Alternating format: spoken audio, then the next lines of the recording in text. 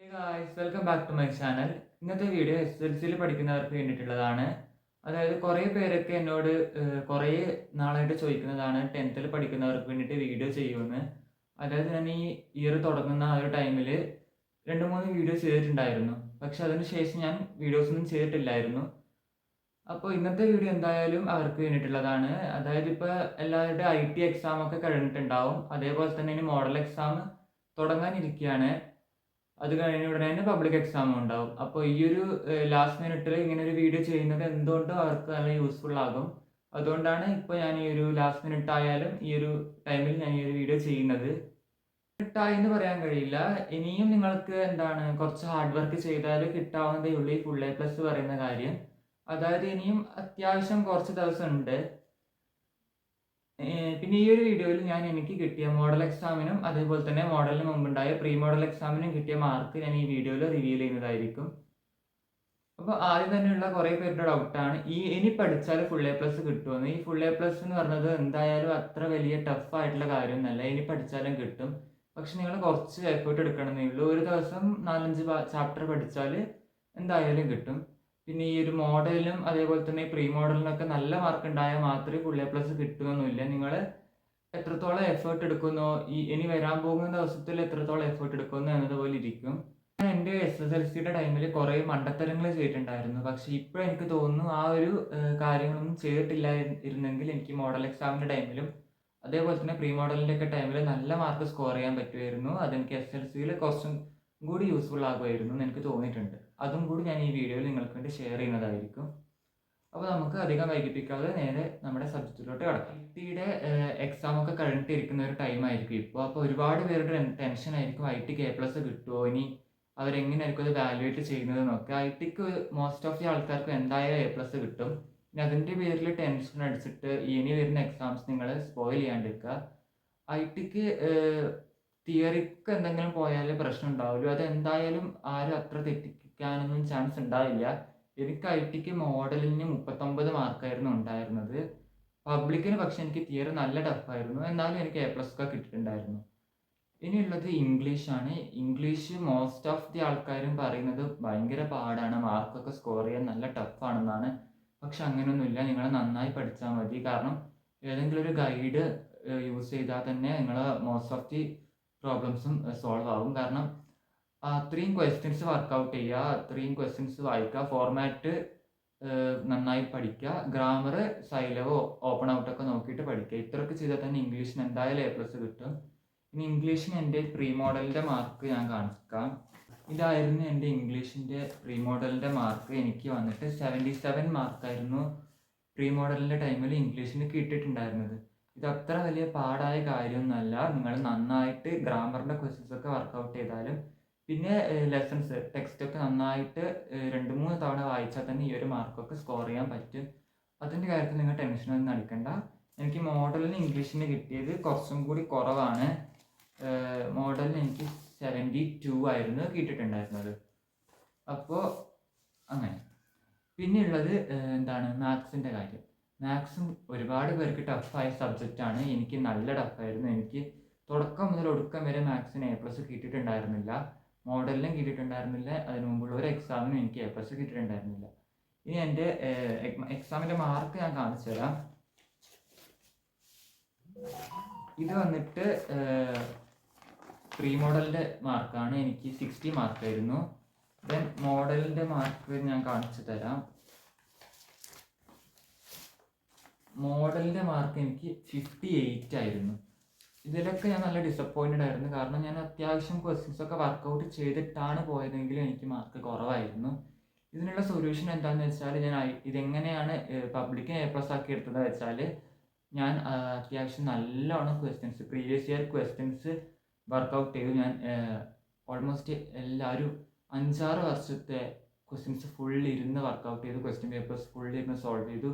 അങ്ങനെയാണ് public exam ആകുമ്പോഴത്തേക്കും ഞാൻ ഒരുപാട് ക്വസ്റ്റ്യൻസ് വർക്കൗട്ട് ചെയ്തതിന് ശേഷമാണ് എനിക്ക് ഈ ഒരു പബ്ലിക് എക്സാമിന് എനിക്ക് മാത്സിന് A+ ലഭിച്ചത്. ഇനിയുള്ളത് ഹിന്ദിയാണ്.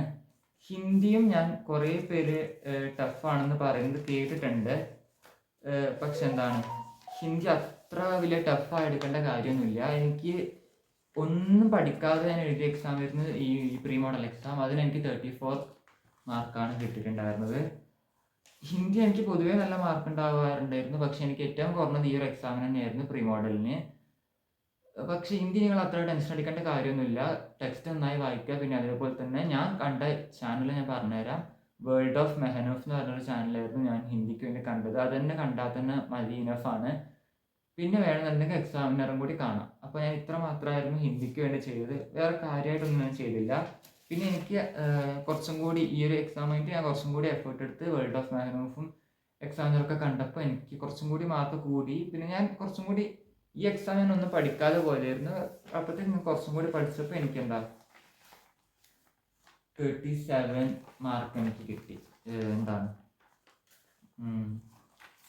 മോഡൽ എക്സാമിന്. ഇനിയുള്ളത് ഫിസിക്സ് ആണ്.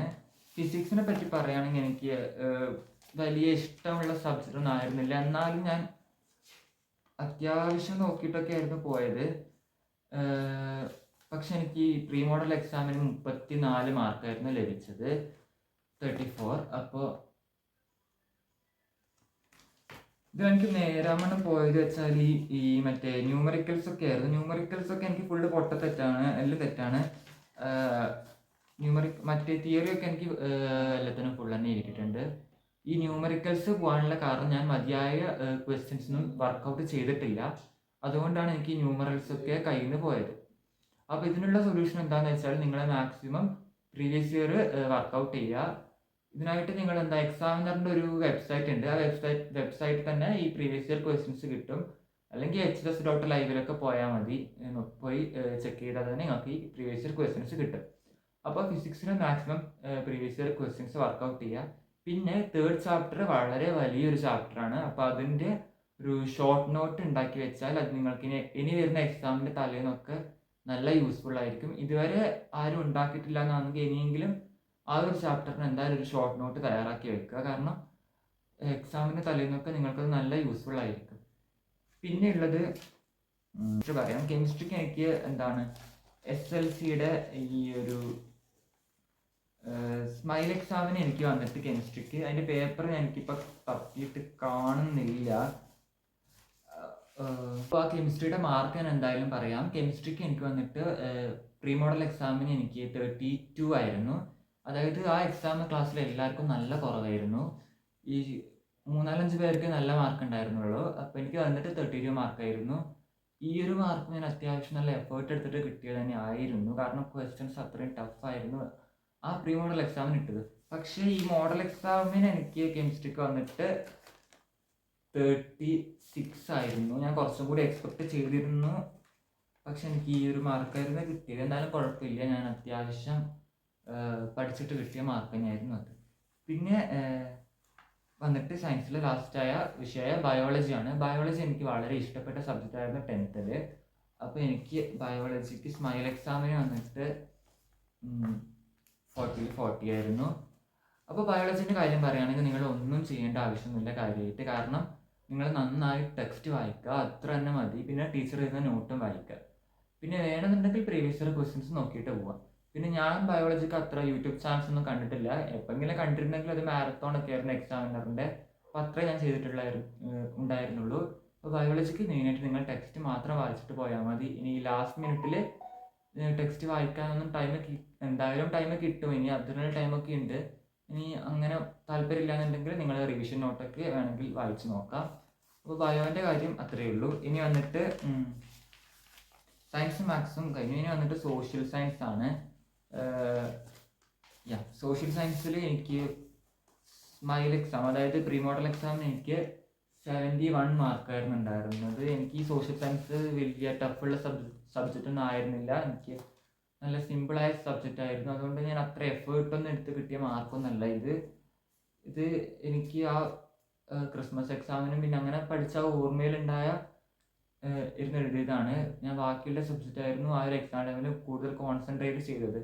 സോഷ്യലിൻ്റെ കാര്യം പറയുകയാണെങ്കിൽ നിങ്ങൾ യൂട്യൂബ് ചാനൽസ് ഒന്നും കണ്ടിട്ട് കാര്യമുണ്ടാകുമെന്ന് എനിക്ക് തോന്നുന്നില്ല. നിങ്ങൾ ചെയ്യേണ്ടത് എന്താണെന്ന് വെച്ചാൽ നന്നായി ടെക്സ്റ്റ് വായിക്കുക, ഹിസ്റ്ററിയും വായിക്കുക, ജോഗ്രഫിയും വായിക്കുക. നന്നായി ടെക്സ്റ്റ് വായിക്കുക, എന്നാൽ തന്നെ നിങ്ങൾക്ക് ഫുൾ മാർക്ക് തന്നെ സ്കോർ ചെയ്യാൻ പറ്റും. A+ ഞാൻ പറഞ്ഞില്ല, ടെക്സ്റ്റ് നന്നായി വായിച്ച് തന്നെ ഫുൾ മാർക്ക് സ്കോർ ചെയ്യാൻ പറ്റുന്ന സബ്ജക്റ്റാണ് സോഷ്യൽ. മോഡൽ എക്സാമിന് സോഷ്യലിന് വന്നിട്ട് 74 മാർക്കായിരുന്നു ഉണ്ടായിരുന്നത്. അപ്പോൾ നിങ്ങൾ അത്ര ടെൻഷൻ അടിക്കേണ്ട കാര്യമൊന്നുമില്ല. നിങ്ങൾ നന്നായിട്ട് എഫേർട്ട് എടുത്താലും പിന്നെ ടെക്സ്റ്റ് നന്നായി വായിച്ചാലും നിങ്ങൾക്ക് സോഷ്യലിന് എന്തായാലും A+ കിട്ടുന്ന ഒരു സബ്ജക്റ്റാണ് സോഷ്യൽ സയൻസ്. ഇനി ഞാൻ പറയാൻ പോകുന്ന സബ്ജക്റ്റ് കുറേ പേർക്ക് നല്ല ടഫായതും എന്നാൽ കുറേ പേർക്ക് നല്ല സിമ്പിളായതുമായ ഒരു സബ്ജക്റ്റാണ്. അതായത് മലയാളം ഫസ്റ്റ്, മലയാളം സെക്കൻഡ്. എനിക്ക് 2 മലയാളം തന്നെ ആയിരുന്നു. ചിലവർക്ക് അറബിക്കോ ഉറുദു ഒക്കെ ഉണ്ടാവും മലയാളം ഫസ്റ്റിന് പകരം. അപ്പോൾ മലയാളത്തിൽ ഞാൻ എന്താ ചെയ്തതെന്ന് വെച്ചാൽ ഞാൻ ടെക്സ്റ്റ് നന്നായി വായിച്ചു. അതേപോലെ തന്നെ ഞാൻ എക്സാമിനറിൻ്റെ ഒരു ഗൈഡ് ഞാൻ യൂസ് ചെയ്തിട്ടുണ്ടായിരുന്നു. ആ ഗൈഡിൽ ഓൾമോസ്റ്റ് എല്ലാ ക്വസ്റ്റ്യൻസും തന്നെ ഞാൻ വായിച്ച് നോക്കിയിട്ടായിരുന്നു എല്ലാ എക്സാമും ഞാൻ അറ്റൻഡ് ചെയ്തിട്ടുണ്ടായിരുന്നത്. അപ്പോൾ എനിക്ക് ഓണം എക്സാമിന് മലയാളം ഫസ്റ്റിലും സെക്കൻഡിലും ഫുൾ മാർക്കായിരുന്നു. ക്രിസ്മസ് എക്സാമിനും എനിക്ക് 2ലും ഫുൾ മാർക്കായിരുന്നു. സ്മൈൽ എക്സാമിന് വന്നിട്ട് എനിക്ക്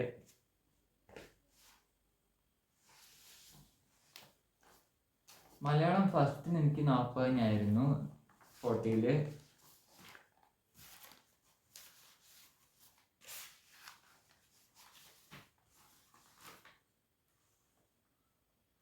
അതേപോലെ തന്നെ മലയാളം ഫസ്റ്റ് മോഡൽ എക്സാമിന് എനിക്ക് 39 ആയിരുന്നു. ആ ഒരു മാർക്ക് പോയത് 1 വേർഡിനായിരുന്നു.